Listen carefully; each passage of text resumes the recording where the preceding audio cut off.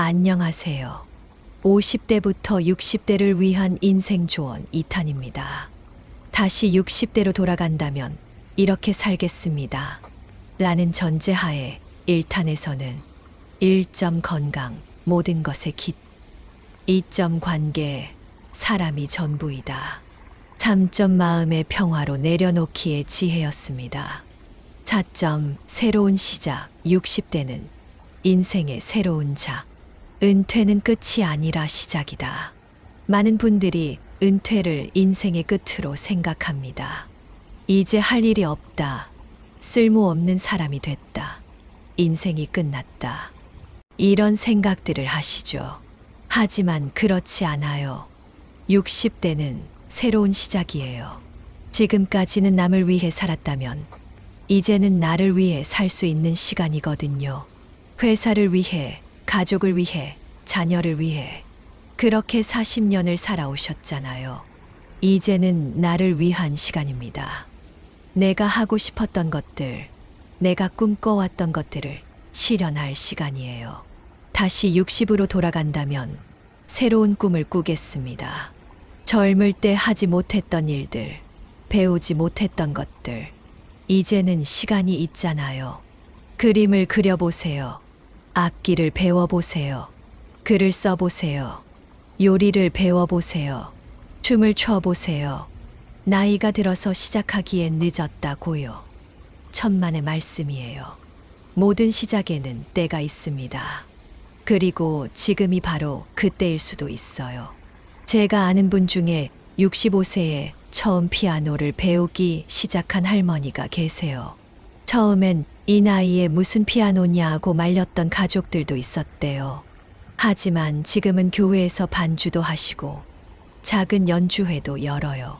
본인도 너무 행복해 하시고 주변 사람들도 감동받아요. 또 다른 분은 70세에 대학교에 입학하셨어요. 젊을 때 공부할 기회가 없어서 항상 아쉬웠는데 자녀들이 다 독립한 후에 용기를 내서 도전하신 거예요. 지금은 대학 생활을 너무 즐기고 계세요. 나이는 핑계일 뿐입니다. 진짜 중요한 것은 하고 싶은 마음이에요.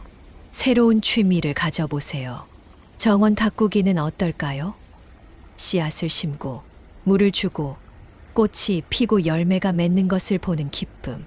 자연과 함께하는 시간은 마음의 평화를 가져다 줍니다. 사진 찍기도 좋아요.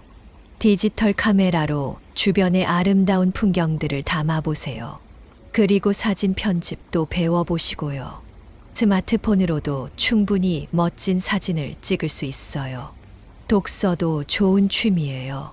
젊을 때는 바빠서 읽지 못했던 책들, 이제 천천히 읽어보세요. 소설, 에세이, 역사서, 자기계발서, 어떤 분야든 좋아요. 독서 모임에 참여해보는 것도 좋습니다. 같은 책을 읽고 감상을 나누다 보면 새로운 관점도 얻고 좋은 친구들도 사귈 수 있어요. 봉사활동도 새로운 시작이 될 수 있습니다. 자신이 가진 경험과 지식을 나누는 일, 이보다 보람 있는 일이 어디 있을까요? 어떤 분야에서 일하셨든 그 경험은 소중한 자산이에요. 젊은 사람들에게 멘토가 되어주세요. 직업 상담을 해주시거나 창업 조언을 해주시거나 인생 선배로서 조언을 해주세요. 교육 봉사도 좋습니다. 문해 교육, 컴퓨터 교육, 외국어 교육, 본인이 할 수 있는 분야에서 다른 사람들을 도와주세요. 환경 정화 활동, 독거노인 돌봄, 어린이 보호 활동, 사회에 도움이 되는 일들은 무궁무진해요. 봉사활동을 하다 보면 나보다 더 어려운 사람들을 만나게 됩니다. 그러면 내가 얼마나 감사한 상황에 있는지 깨닫게 되죠. 감사하는 마음도 커지고 삶의 의미도 더 풍부해집니다. 여행도 새로운 경험입니다. 젊을 때는 바빠서 제대로 된 여행을 하기 어려웠죠. 휴가를 내도 며칠 안 되고 항상 서둘러서 다녀와야 했고 이제는 달라요. 시간이 충분하니까 천천히 깊이 있게 여행할 수 있어요. 패키지 여행도 좋지만 개별 여행도 시도해 보세요. 그 지역의 문화를 깊이 이해하고 현지 사람들과 만나고 새로운 경험을 쌓아보세요. 해외여행이 부담스럽다면 국내 여행부터 시작하세요. 우리나라에도 아름다운 곳들이 정말 많아요. 계절마다 다른 매력을 가진 곳들을 찾아다니는 것도 좋습니다. 여행을 다녀와서는 사진 정리도 하고 여행기도 써보세요. 그 경험들이 모여서 소중한 추억이 될 거예요. 학습도 계속해야 합니다. 뇌는 쓰지 않으면 퇴화됩니다. 평생 학습이라는 말이 있잖아요. 60대부터가 진짜 평생 학습의 시작이에요. 새로운 언어를 배워보세요. 영어, 중국어, 일본어, 어떤 언어든 좋아요. 언어를 배우면 그 나라의 문화도 함께 배우게 되고 새로운 세계가 열려요. 컴퓨터, 스마트폰 사용법도 계속 배우세요. 기술은 계속 발전하고 있어요. 뒤처지지 않으려고 노력하는 것이 중요해요. 인터넷 강의도 많이 있어요. 집에서 편안하게 원하는 시간에 원하는 것을 배울 수 있어요. 역사, 철학, 문학, 과학. 젊을 때 궁금했지만 배우지 못했던 것들을 이제 배워보세요. 대학교의 평생교육원도 좋은 선택이에요. 체계적으로 배울 수 있고 같은 관심사를 가진 사람들도 만날 수 있어요. 창작 활동도 해보세요. 글쓰기, 그림 그리기, 만들기. 무언가를 창조하는 일은 큰 성취감을 가져다 줍니다. 자서전을 써보는 것은 어떨까요? 자신이 살아온 인생을 되돌아보면서 글로 남기는 거예요. 후손들에게 좋은 유산이 될 수도 있고 본인에게도 의미 있는 작업이 될 거예요. 시를 써보거나 수필을 써보거나 소설을 써보는 것도 좋아요. 문학적 재능이 없다고 생각하지 마세요. 내 마음을 진솔하게 표현하는 것만으로도 충분히 가치 있어요. 그림도 마찬가지예요. 수채화, 유화, 연필화, 어떤 기법이든 상관없어요. 내가 보고 느낀 것을 그림으로 표현해 보세요. 새로운 인간관계도 만들어 보세요. 60대부터는 새로운 사람들을 만날 기회가 줄어들어요. 하지만 의식적으로 노력하면 얼마든지 새로운 인연을 만들 수 있어요. 동호회에 가입해 보세요. 등산, 사진, 독서, 요리, 어떤 분야든 좋아요. 같은 취미를 가진 사람들과 만나면 자연스럽게 친해질 수 있어요. 종교 활동도 좋은 방법이에요. 교회, 절, 성당, 종교적 신념과 상관없이 사람들과 만나고 봉사하는 기회가 많아요. 평생교육원이나 문화센터 강의도 새로운 사람들을 만날 수 있는 좋은 장소예요.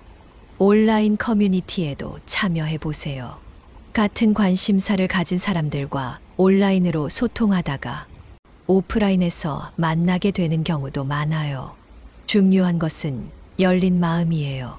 나이가 다르고 배경이 다르고 생각이 다른 사람들도 받아들이려고 노력하세요. 그런 다양성이 인생을 더 풍부하게 만들어줘요. 5점 돈과 재산, 현실적인 준비. 적게 벌어도 적게 써도 행복할 수 있다. 노후 준비, 모든 분들의 가장 큰 고민이죠. 특히 요즘 같은 시대에는 노후에 얼마나 있어야 하나?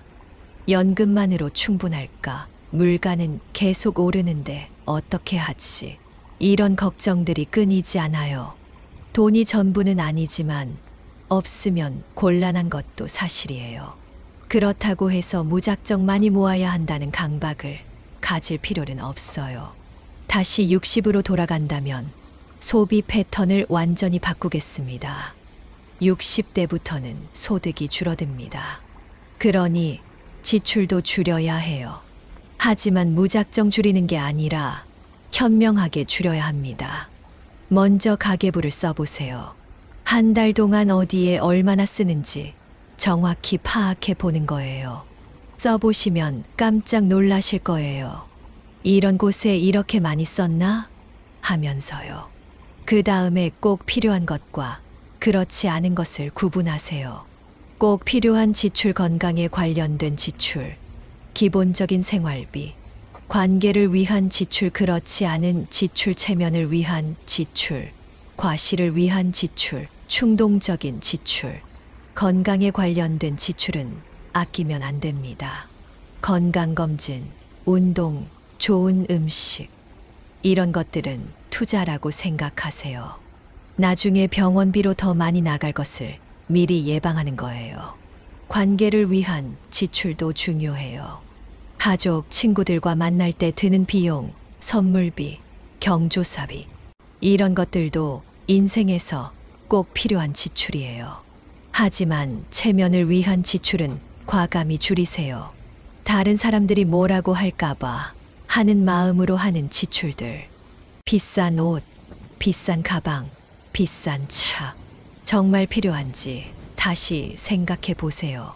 충동 구매도 조심해야 해요. 홈쇼핑을 보다가 마트에 갔다가 이거 괜찮네 하면서 사는 것들. 하루 정도 생각해 보고 정말 필요하면 그때 사세요. 집도 현실적으로 생각해야 합니다. 많은 분들이 큰 집에 대한 욕심을 놓지 못해요. 자녀들이 와야 하는데, 손자들이 놀 공간이 있어야 하는데, 이런 생각들로 넓은 집을 고집하시죠. 하지만 현실적으로 생각해 보세요. 자녀들이 얼마나 자주 오나요? 손자들이 얼마나 자주 오나요? 1년에 몇 번 올까 말까 한 사람들을 위해 365일 넓은 집을 유지하는 게 맞을까요? 너무 큰 집은 관리하기 힘들어요. 청소하기도 힘들고, 난방비도 많이 들고, 수리할 곳도 많고, 나이가 들수록 집 관리가 부담이 되거든요. 적당한 크기에 관리하기 쉬운 집으로 옮기는 것도 현명한 선택입니다.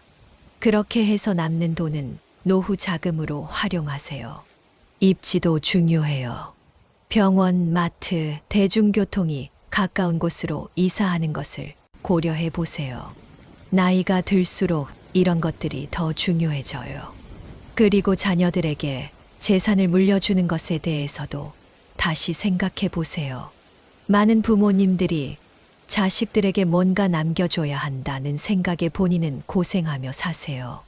맛있는 것도 못 먹고, 가고 싶은 곳도 못 가고, 하고 싶은 것도 못 하고, 모든 걸 참으면서 자녀들을 위해 모아두시죠. 하지만 자녀들 입장에서 생각해 보세요. 부모님이 행복하게 사시는 게 더 중요할까요? 아니면 재산을 물려받는 게 더 중요할까요? 자녀들도 이제 어른입니다. 스스로 살 수 있어요. 물론 도움이 정말 필요할 때는 도와주세요. 하지만 모든 것을 다 해주려고 하지는 마세요. 본인의 노후를 위한 돈은 따로 확보해 두세요.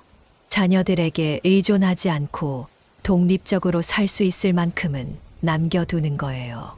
투자도 안전하게 해야 합니다. 젊을 때는 공격적인 투자를 해도 됐어요. 잃어도 다시 벌 시간이 있었으니까요. 하지만 60대부터는 달라져야 해요. 원금 손실의 위험이 큰 투자는 피하세요. 주식, 부동산, 펀드, 이런 것들로 큰 수익을 노리지 마세요. 안전한 금융상품 위주로 운용하는 것이 좋습니다.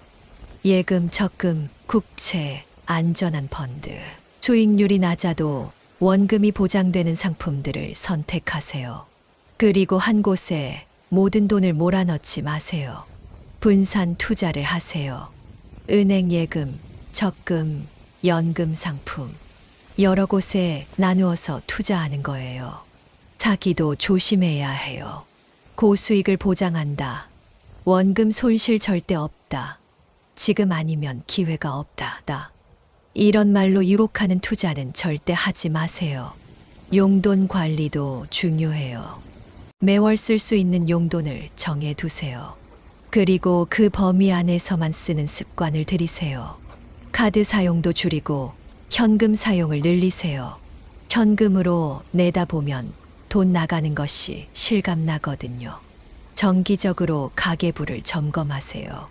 한 달에 한 번씩은 지출 내역을 살펴보고 불필요한 지출이 없었는지 확인해 보세요.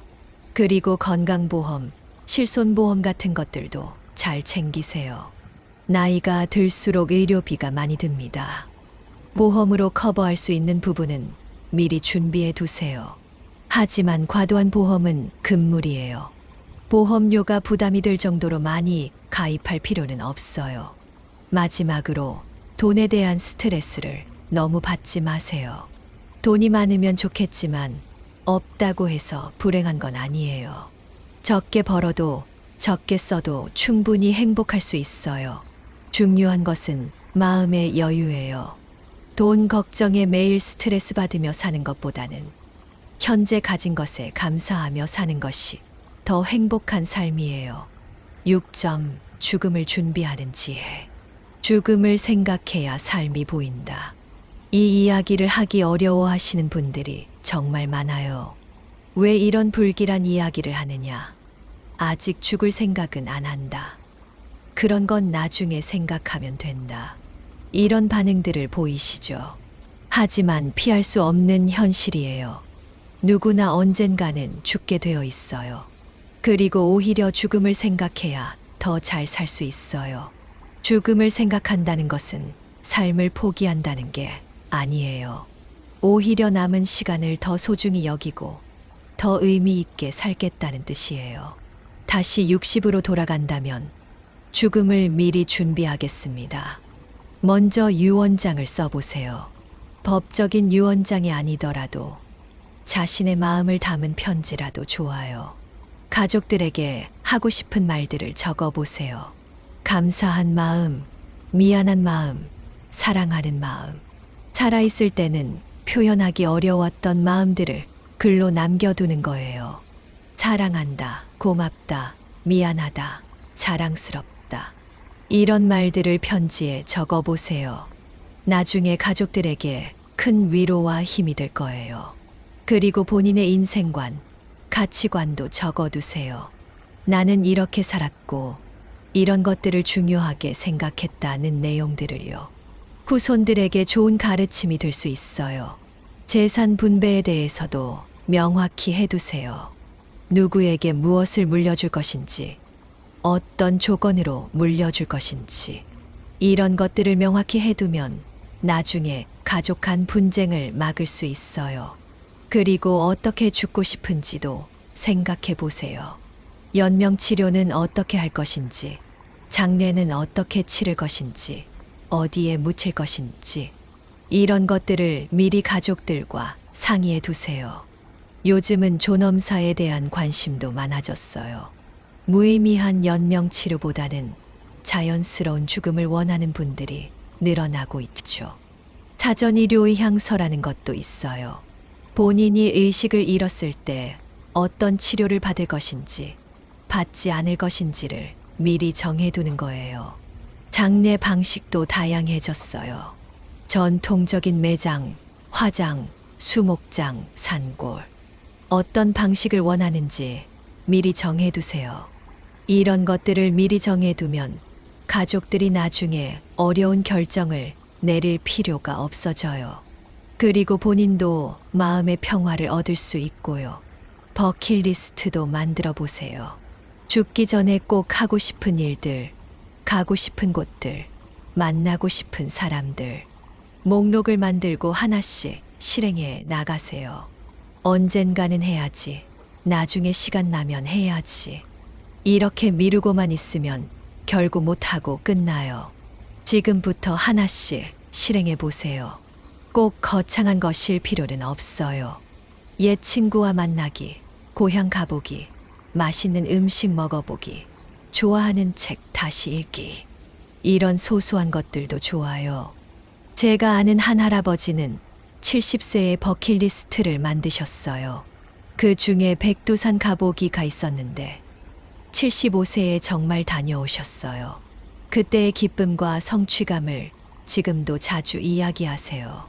그리고 용서와 화해의 시간을 가지세요. 미워하고 있는 사람이 있다면 용서하세요. 오해가 있었던 사람이 있다면 풀어보세요.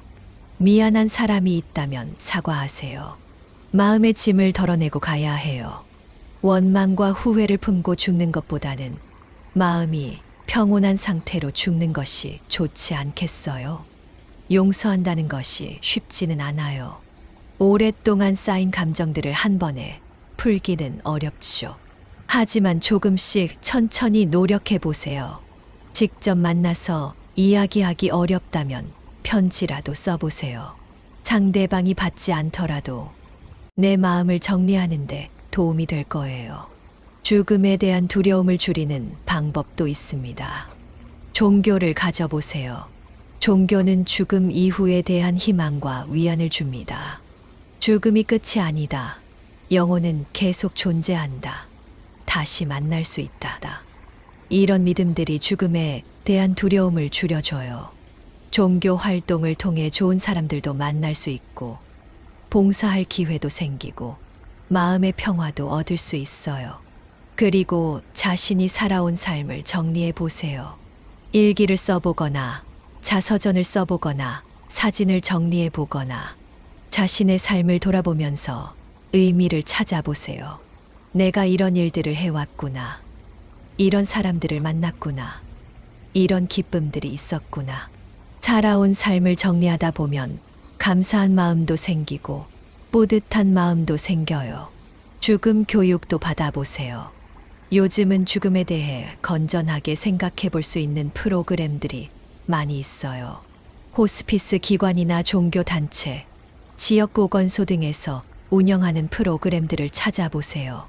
다른 사람들과 함께 죽음에 대해 이야기해 보는 것도 도움이 됩니다. 혼자 고민하면 더 무서워지는데 함께 이야기하면 두려움이 줄어들어요.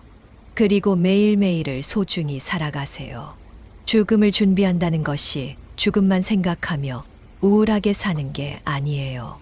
오히려 남은 시간을 더 소중히 여기고 더 충실히 살겠다는 의미예요. 오늘이 마지막 날이라면 뭘 할까? 이런 생각을 가끔 해보세요. 그러면 정말 중요한 것이 무엇인지 보이기 시작해요. 사소한 일로 화내지 말고 소중한 사람들과 더 많은 시간을 보내고 하고 싶었던 일들을 미루지 말고 죽음을 생각하면 삶이 더 생생해집니다. 더 감사하게 되고 더 사랑하게 되고 더 열심히 살게 되어요. 2탄 잘 들으셨죠? 시작이 반이라고 하나씩 실천해 보시기 바랍니다. 3탄도 기대해 주세요. 구독, 좋아요는 제게 큰 힘이 됩니다. 감사합니다.